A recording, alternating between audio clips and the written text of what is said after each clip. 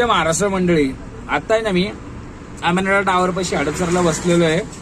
तर विषय असा झाला की एक रिक्षावाला समोरचा आला आणि माझ्यासोबत बोलत बसला. म्हणलं चला भाडे नाही तर आपणही बोलत बसू, गप्पा मारूया. तर बोलत होतो तर तेवढ्यात 223 रुपयाचं भाडं पडलं. जवळजवळ 17 किलोमीटर, 17.3 किलोमीटरचं होतं.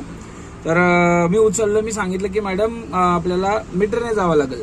तर मॅडम म्हणले नाही परवडत, कॅन्सल करा. म्हणलं ठीक आहे, तुम्ही कॅन्सल करा, मी काय कॅन्सल करू शकत नाही.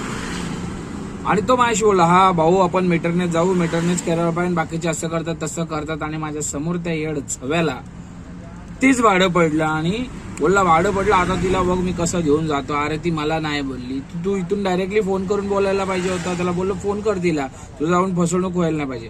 तर गेला निघून, गेला समोर टावर नंबर 48 पासून इथून असा बाहेर निघाला आणि तो लगेच घेऊन गेला. म्हणजे हे सांगतात आपण समोर हे केलं तर मग समोरून तो 223 रुपयामध्ये गेला, ते पण 16 ते 17 किलोमीटर. तर असे चुते धंदे करू नका मित्रांनो.